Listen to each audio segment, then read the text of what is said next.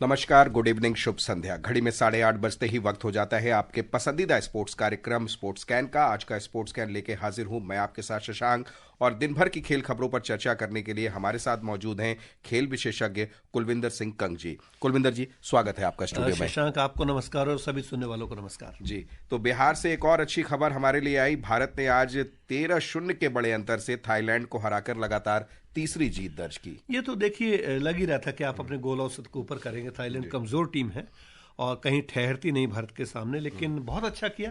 और भारत की जो दीपिका है वो टॉप स्कोरर भी बनी है, 7 गोल अब उसके हो गए। तो भारत खिताब की तरफ कदम बढ़ा रहा है। चलिए, विस्तार से चर्चा करेंगे इस पर और भी खेल खबरों पर आपसे, लेकिन सबसे पहले नजर डाल लेते हैं अब तक के मुख्य समाचारों पर।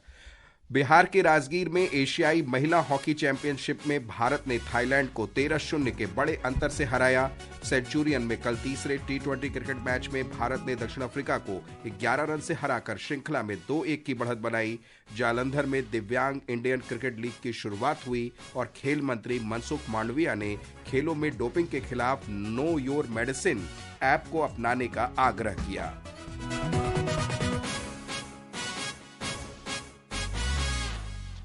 तो शुरुआत हॉकी से ही करते हैं। बिहार के राजगीर में एशियाई महिला हॉकी चैंपियनशिप में वर्तमान चैंपियन भारत ने थाईलैंड को 13-0 के बड़े अंतर से हरा दिया है। Player of the match Deepika ने 5 गोल किए।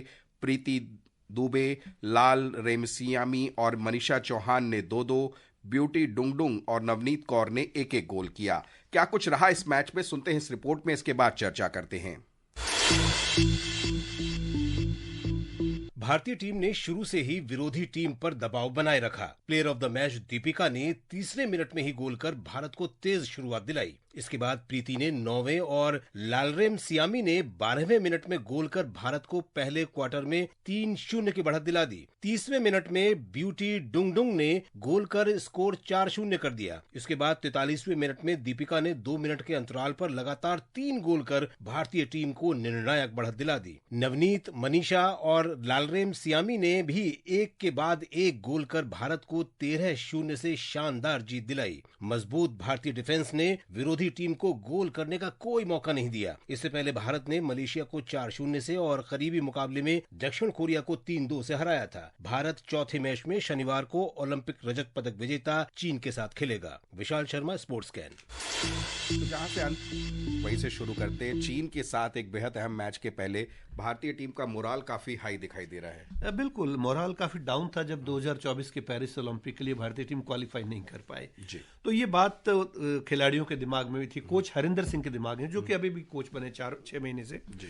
तो मैं समझता हूं कि भारत को पता था गोल औसत में चीन टॉप पर है, तो उसके बराबर पहुंचने के लिए यहां जितने ज्यादा गोल कर सके वो करें। आज सबसे बड़ा अपसेट मलेशिया ने किया, कोरिया को 1 के मुकाबले 2 गोल से हरा दिया। उम्मीद नहीं थी किसी को कि मलेशिया जैसी टीम 3 बार की चैंपियन कोरिया को हराएगी। तो भारत को अब आगे जापान और चीन से खेलना है। पहले चीन से खेलना है। चीन सिल्वर पदक विजेता है पेरिस ओलंपिक का, और पिछली बार तो चीन कांस्य पदक रहा था। इस बार मुझे लग रहा है कि ये जो फाइनल मुकाबला होगा इस टूर्नामेंट का, वो भारत और चीन के बीच में होगा। और अगर भारत यहाँ जो अगर इस टूर्नामेंट को जीतता है तो बहुत अच्छा रहेगा भारत के लिए। और अगस्त 2026 में जो बेल्जियम और हॉलैंड में वर्ल्ड कप होना है उसके लिए मोराल बूस्ट होगा। भारत को एशिया कप जीतना होगा, वो अगस्त 2025 में होना है विश्व कप के लिए। अगर उसको जीत जाता है तो डायरेक्ट क्वालिफाई कर जाएगा, अगर नहीं तो फिर जनवरी 2026 में क्वालिफिकेशन राउंड खेलने पड़ेंगे। तो भारत के सामने एक रोड मैप है हरिंदर सिंह के सामने।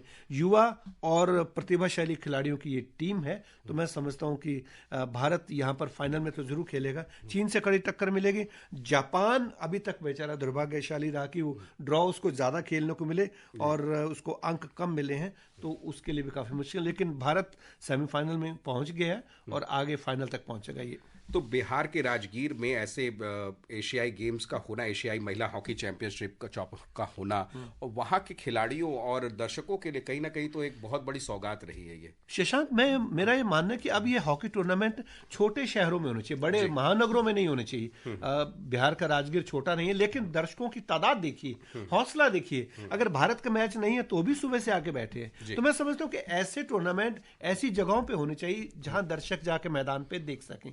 जैसे जालंधर हुआ, जयपुर हुआ, और कई शहर ऐसे हैं जहां पर हॉकी प्रेमी हैं, लेकिन ऐसा टूर्नामेंट होता नहीं। बड़े शहरों में दर्शक आते नहीं, तो बहुत बढ़िया इंतजाम किए हैं बिहार सरकार ने। और सबसे बड़ी बात है, दर्शक जो हौसला बढ़ा रहे हैं भारतीय हॉकी टीम का, उसकी वजह से भारत लगातार ये 3 मुकाबले जीत चुका है। तो मैं समझता हूं कि ऐसे टूर्नामेंट छोटे शहरों में भी होने चाहिए। चलिए, हम उम्मीद करते हैं ऐसा ही हो। और हॉकी की एक और खबर है हमारे पास है। चेन्नई में पुरुष सीनियर्स हॉकी चैंपियनशिप के सेमीफाइनल में कल हरियाणा का सामना उत्तर प्रदेश से और मणिपुर का मुकाबला उड़ीसा से होगा।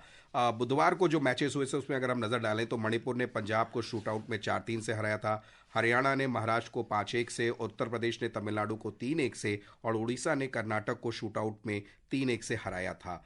तो कल जो सेमीफाइनल मुकाबले होने वाले हैं उनमें आपका टेक क्या है? मुझे लगता है कि मणिपुर की टीम अच्छा खेल रही है, वो अच्छा ले जाएगी। और दूसरी टीम जो आपने बताई कौन सी थी रिपोर्ट में?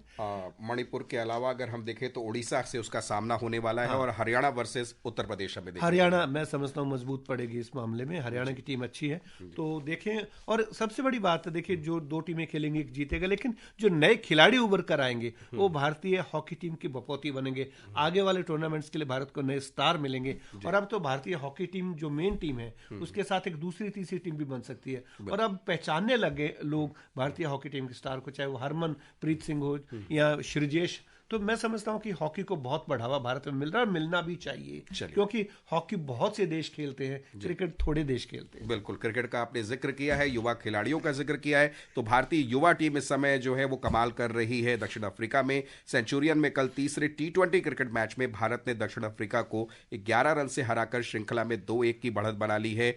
और क्या कुछ रहा है इस मैच में, सुनते हैं इस रिपोर्ट में।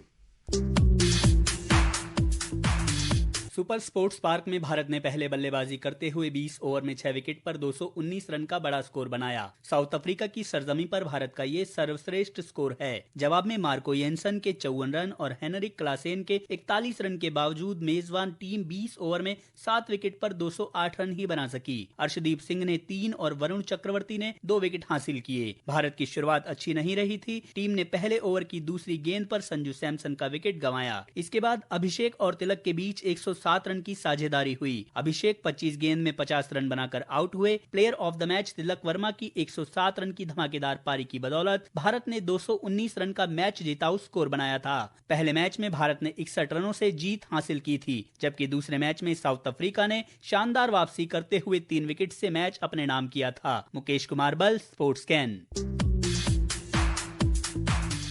तो एक समय तो बेहद करीबी हो गया था मुकाबला। आखिर में हार्दिक पांड्या के ओवर में 26 रन और उसके पहले भी ठुकाई काफी कर दी थी, लेकिन ओवरऑल रिजल्ट हमारे फेवर में रहा और कहीं ना कहीं युवा टीम के लिए बड़ा बूस्टअप यहाँ पर है। मैं समझता हूँ कि देखिए तिलक वर्मा 22 साल के खिलाड़ी हैं और बाएं हाथ के बैटर हैं। ये भविष्य के स्टार होंगे भारत के। बहुत बेखौफ होकर उन्होंने खेला और सारे ऑन साइड में 191 की स्ट्राइक रेट से उन्होंने रन बनाए, लेकिन उसका साथ दूसरा अभिषेक ने दिया, उन्होंने अर्धशतक बनाया, बाकी कोई ज्यादा योगदान नहीं कर सके। अगर आप देखें दक्षिण अफ्रीका की पारी में तो केवल जो 2 खिलाड़ी लास्ट में नॉट आउट रहे वो दोहरे अंकों तक नहीं पहुंचे, बाकी सबने दोहरे अंकों में रन बनाए। तो मैं समझता हूं कि सारी टीम का पूरा योगदान होना चाहिए। भारतीय टीम में कभी कोई एक खिलाड़ी चलता है, कभी कोई दूसरा चलता है। यही मैं आपसे जिक्र करना चाह रहा था कि अगर हम अब तक देखें तो तिलक वर्मा का शतक हो या संजू सैमसन का शतक हो, इसके अलावा बाकी खिलाड़ियों का रंगनों का योगदान नहीं निकल कर आ रहा है। हम रिंकू की भी बात कर सकते हैं, सूर्य कुमार यादव भी हैं, लेकिन अदर खिलाड़ी चमक नहीं पा रहे हैं, टॉप ऑर्डर नहीं कर पा रहे इस टूर्नामेंट में।